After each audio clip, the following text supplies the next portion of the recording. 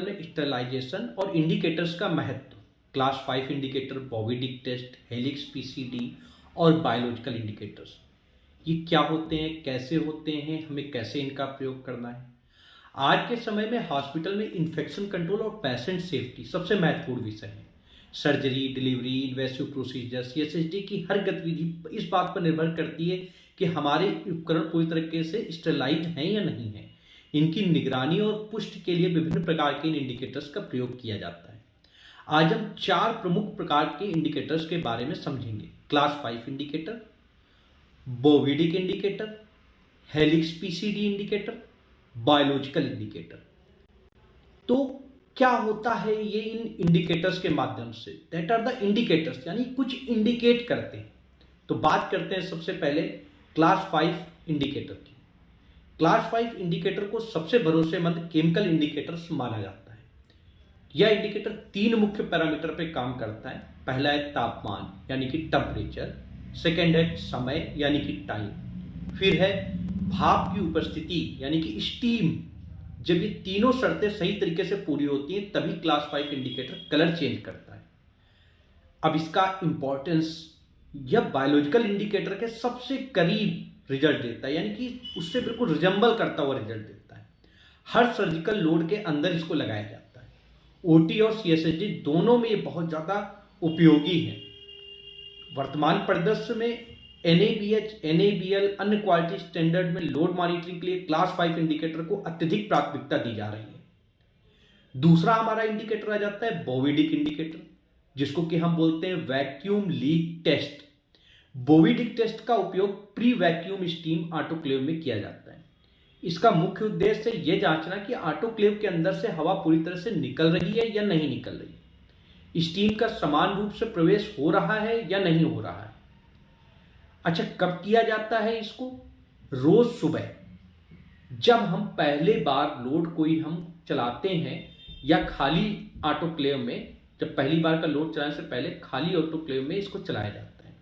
क्या इसका इंपॉर्टेंस है? इसका इंपॉर्टेंस है अगर बोविडिक टेस्ट फेल हो जाता है तो उस दिन ऑटोक्लेव का उपयोग नहीं करना चाहिए या सुधार के करना चाहिए। यह टेस्ट ऑपरेशन थिएटर की सेफ्टी और मशीन वैलिडेशन का आधार बन चुका है इस समय।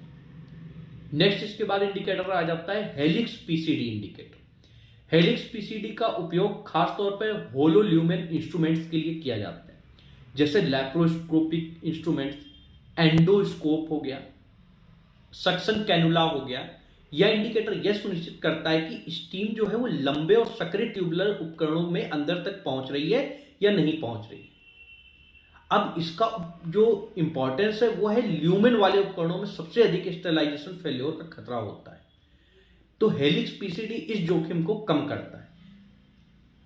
अच्छा, इसका क्या है कि आजकल के जमाने में मिनिमली इन्वेसिव सर्जरी बढ़ने के कारण हेलिक्स पीसीडी अब अनिवार्य आवश्यकता बन चुकी है।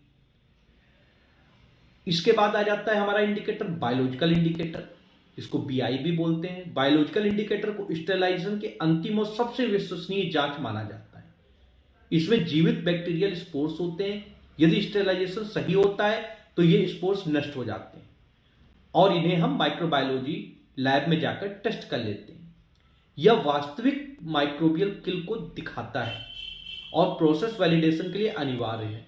हाई रिस्क लोड्स में अति आवश्यक है, जैसे नए ऑटोक्लेव रिपेयर के बाद, या जैसे कि हम कोई TKR, THR सर्जरी करते हैं, कमांडो सर्जरी, तो एक नियमित अंतराल पर बायोलॉजिकल इंडिकेटर का प्रयोग करना ही करना चाहिए। आ जाते हैं हम लोग कंक्लूजन के ऊपर। आज के हॉस्पिटल वातावरण में केवल ऑटोक्लेव चलाना ही पर्याप्त नहीं है, बल्कि यह साबित करना भी जरूरी है कि स्टेरलाइजेशन जो है वो प्रभावी तरीके से हो रहा है। बोविडिक टेस्ट मशीन की सेहत बताता है, तो हेलिक्स पीसीडी जो है वो ल्यूमेन उपकरणों की सुरक्षा को सुनिश्चित करता है। क्लास 5 इंडिकेटर हर लोड की पुष्टि करते हैं और बायोलॉजिकल इंडिकेटर अंतिम साइंटिफिक सर्टिफिकेट होता है कि हमारी चीज जो है वो स्टेरलाइज्ड है।